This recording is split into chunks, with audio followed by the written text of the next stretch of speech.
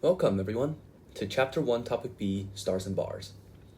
Now, unlike the last topic, in this topic today, I will introduce y'all to a technique to deal with a not-so-rare question type. So here's how the question type will look like. How many ways can you give 7 apples to 3 people, A, B, and C? This is where we use stars and bars, which is a theorem to help us count. Now, the theorem states that the different ways to organize n elements into k distinct subsets is n plus k minus 1, choose k minus 1. So in this case, we're organizing 7 apples to 3 quote-unquote subsets, which is 3 people, A, B, and C. So when you apply the theorem into this case, the answer will be 36. Now here's the proof.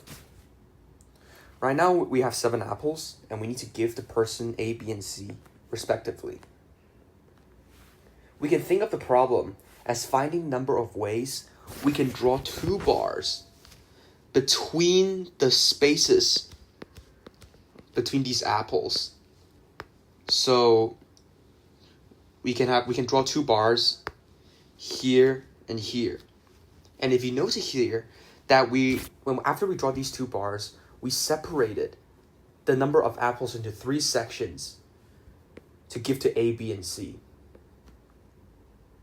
And that will correspond to the number of apples A, B, and C get, respectively. So the number of ways you can give 7 apples to 3 people is just the number of ways you can draw 2 lines of separation between the 7 apple spaces. Now, in case that wasn't clear, we can draw 2 bars here, and now A will have 2 apples, B have 1 apple, and C will have 4 apples. But we can also draw 2 lines like this, and now A has 1 apple, B has 4 apples, and C has 2 apples. So we just need to count the number of ways you can draw the lines between the spaces. You can also have 2 lines together like this, and B will get no apples. A has 3, and C has 4. You get it.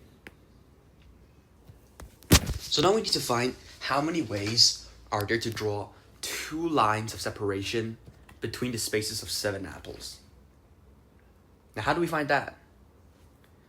If we count everything, so let's say like this, if you count everything in this case, we have 7 apples and 2 lines of separation.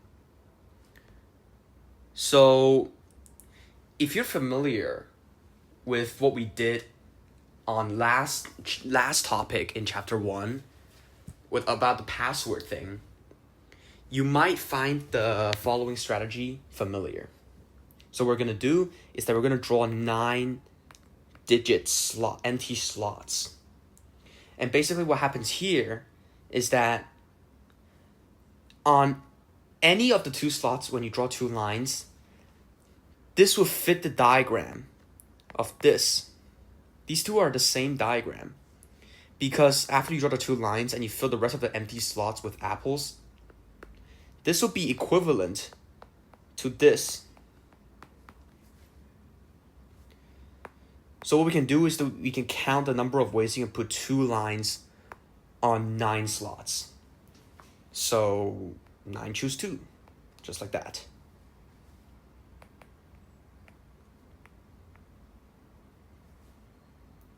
Now that explanation may not be super clear. You can look up some proofs online. In fact, you don't even need to know the proof. You just need to know the formula for stars and bars, which is n plus k minus 1, choose k. But knowing this proof helps you remember the formula better and helps you understand the theorem better.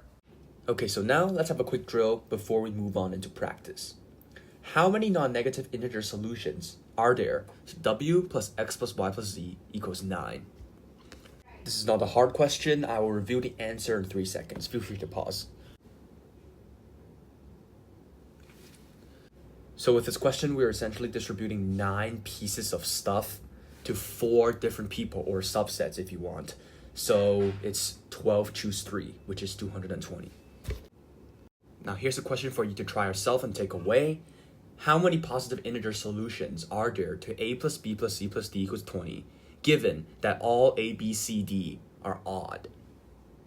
Now this question is a significant step up from last question, so I'm gonna give you 3 seconds before I review the hint.